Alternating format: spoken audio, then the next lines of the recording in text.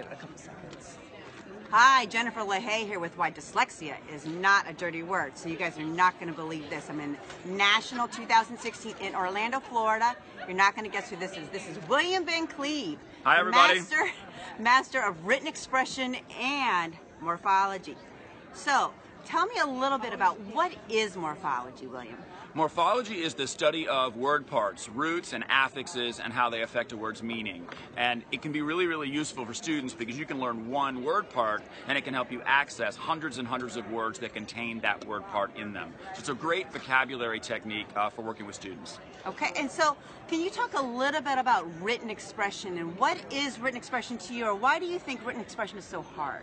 I think a number of reasons make writing really, really difficult for kids. One is writing is sort of the ultimate comprehension technique, or the ultimate comprehension sort of task, because in order to write, you have to understand what you're writing about, and then you have to turn that into written language. And writing combines a number of things that dyslexics have a lot of difficulties with, like handwriting and spelling. You got to put all of those things into the writing product, in addition to that content that you're juggling and working with. And that makes that a really, really difficult task. But at the same time, it may be the most important task because it's the thing that proves your understanding of material, proves how you are interacting with the material, and it's a definite college readiness skill. These kids have to know how to write about what they're reading in order to survive in college. Right. It provides great evidence on the comprehension and that they're really getting it on a deeper level. Absolutely, is that right? yes. Okay.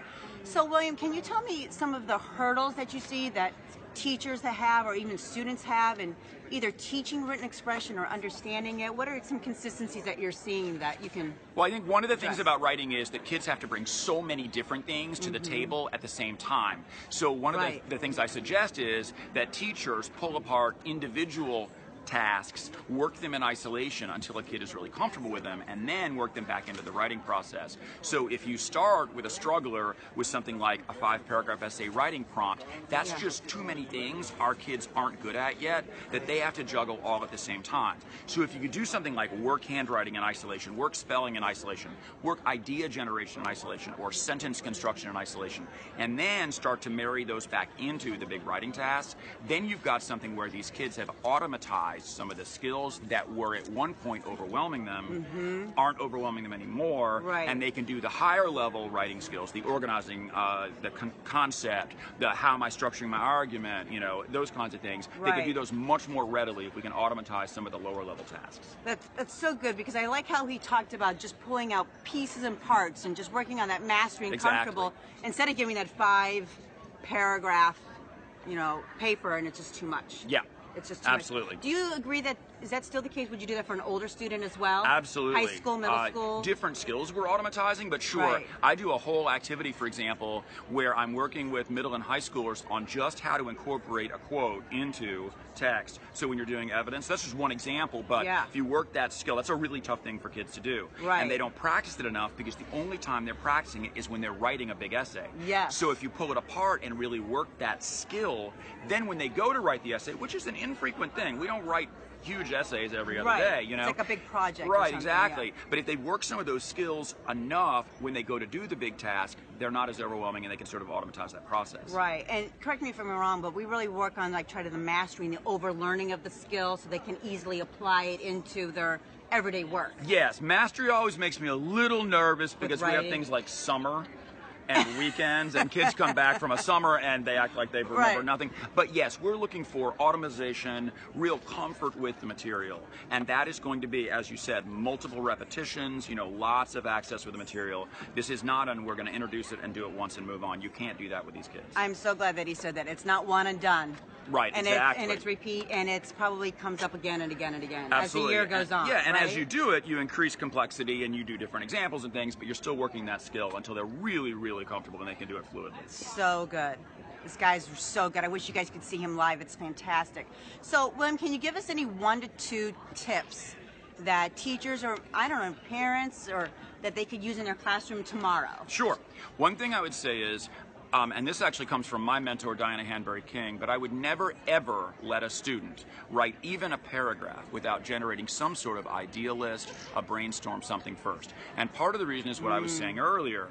If they come to the writing sample and they're trying to organize ideas and come up with concepts in addition to holding on to what they're supposed to be writing about. That's too much. So in the same way that you might make a shopping list to go to the grocery store so you don't forget anything, these kids need to get their ideas down on paper, and that way they've got them out, they're all set, and then they can work on what order am I going to put them in, how am I going to form my argument, you know, all those different kinds of things. So I never, even college age kids, everything from kindergarten all the way up to college, you don't write even a paragraph unless you generate a little list first. So that would be one really, really useful technique. Super useful. And the other thing I would say, since you asked for two, is I would say that as teachers, we don't spend enough time at the sentence level. So we jump right into paragraphs, essays, and I think some good sentence construction work, really in-depth, that can work not just writing, but also reading comprehension, because they're looking at the way groups of words work with each other. So as you teach clause structure and things like that, you're really amping up two areas, their ability to write and their ability to understand what they read.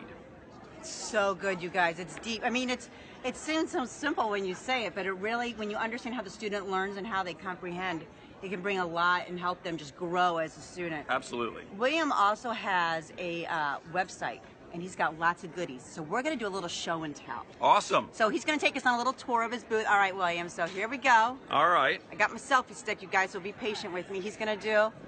Okay, so this is the first book I ever wrote, and it's from my work at the first school I worked at, Kildonan, and this is called Everything You Want to Know. Hold it up. Let's hold it up. Okay, Let's get a Everything good look You Want to Know, and exactly where to find it.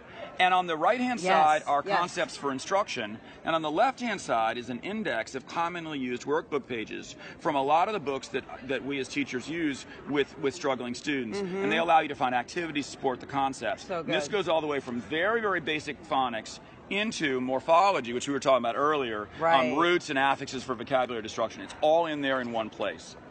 I've also got, you mentioned as we started, I've got this great morphology deck. Okay, I got to just disclosure, I have this deck and I've used it with my high school kids. Love it. Great, and this is set up with Anglo-Saxon for the younger kids and also the advanced stuff for the older kids. Right. And it has roots, and then on the backs of the cards are language of origin, a keyword, meaning, and then lots of words. And they're written in a font large enough that you can actually turn it around and have the kids read right from it, generate sentences using them, etc. That's what they're really set up for. Right. And they have, we have roots, we have prefixes, and we have final stable syllables and suffixes all built into one deck. It's all color-coded, so you can know what you can build it. I love it. Okay, what else do you have? And then I thought I'd show you a little bit of the writing. So the core of my whole writing approach is Writing Matters, and this is a sentence structure manual. Okay. And it is all of the concepts for instruction. I've got a chapter on the research, I've got lessons, how to teach, and then I've got these great appendices that include a sequence of skills by grade level and lots of word lists for teachers and kids to expand vocabulary they use in writing. So I'm really, really proud of this. This turned out well, and I've got a number of writing games and activities that complement the Writing Matters approach. Good. I want like everyone to see that. Great. And card games and things. So William has, not only does he have a lot of products to make available, but he also does a lot of professional development. Yeah, I do. So I, out of Cleveland, the Northern Ohio branch of the IDA, we've had him come and speak, and everybody loves it. It's engaging. I've had my teachers come, and they just love it. They want to implement the next day. It gets them fired up about morphology. Hey, and not everybody can do that. I'll just tell you that right now. Thank you very much. So, but he does a lot of great workshops. They're interactive. You're going to go away. You're going to be excited about written expression and morphology. So I strongly encourage you to connect to him. William, where can people find you? WVCEd.com. WVCEd.com is how to find me. And you can buy his products there. You can probably contact him for some professional development. Absolutely, sure. And there are a lot of free downloads and resources on the site as well. Yeah, I've done that. You've got to do that. And William, thank you so much for your time. And guess what, William? Dyslexia is not a dirty word. Hey, have a great day. Is that all right?